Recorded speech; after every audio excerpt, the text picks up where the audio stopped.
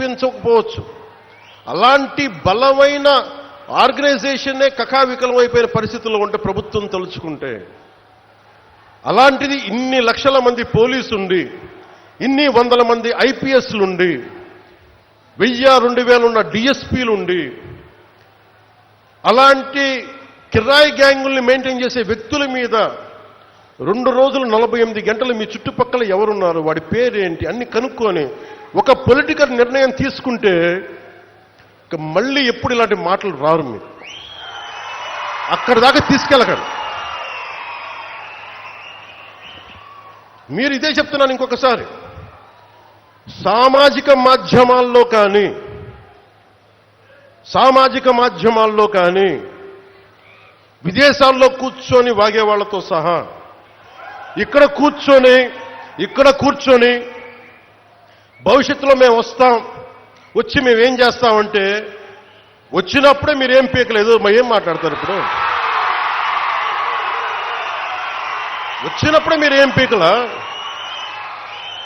అంటే ఏమనుకుంటారు? మీరు కూర్చోబెట్టి మీరు బెదిరింపులు చేస్తే భయపడతాం అనుకుంటున్నారా? దానికి మేము ఒక్కడు చిన్నప్పటి నుంచి కూర్చొని అమరజీవిని గుండెల్లో పెట్టుకున్నాడంటే వాడికి ఎంత పిచ్చి ఉంటుంది? ఏ మ్యాడ్నెస్ ఉంటే ఇలా వస్తాం మేము? ఏ అండదండ లేకుండా పార్టీ పెట్టి ఇక్కడ దాకా వచ్చామంటే ఎంత కమిట్మెంట్ ఉండాలి నీకు సమాజం మీద, దేశం మీద, రాష్ట్రం మీద, ప్రజల మీద? పద్ధతులు మార్చుకోండి. ఒక మాట అనాలంటే అలాంటి తప్పేం లేదు. డెమోక్రసీ ఇది, ప్రజాస్వామ్యం. ఖచ్చితంగా అనండి. అనటానికి కొన్ని గీతలు ఉంటాయి. గీతల్ని దాటి మాట్లాడితే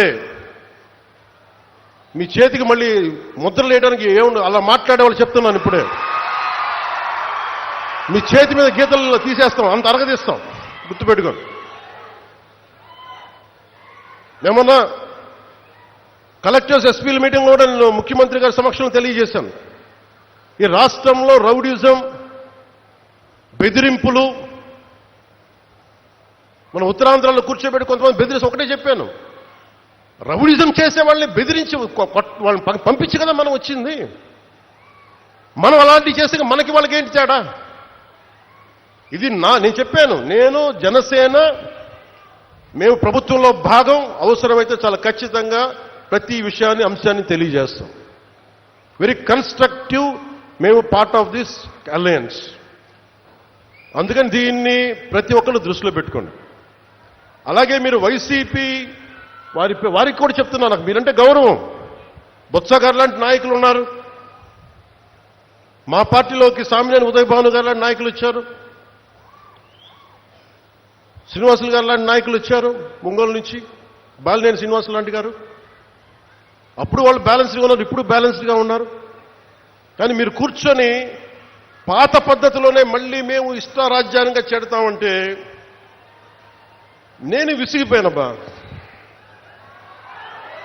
ఒక జీవితం రోడ్డు మీద వెళ్తుంటే ఒక యాక్సిడెంట్ అయితే పోతాం. మన ముక్కు పచ్చలారని పిల్లలు చచ్చిపోయారు రోడ్డు మీద వెళ్తుంటే. ప్రాణానికి ఎక్కడ గ్యారంటీ ఉంది? అలాంటిది ఒక ఆశయం కోసం నా ప్రాణం పోతే నాకు ఓకే, కానీ పోయే ముందు చాలా మంది తాట తీసేస్తానని చెప్తున్నాను, గుర్తుపెట్టుకోండి. ఒళ్ళుపై తెలియకుండా, బాధ్యత లేకుండా, అడ్డగోలుగా మేము చేసేస్తాం ఏదైనా.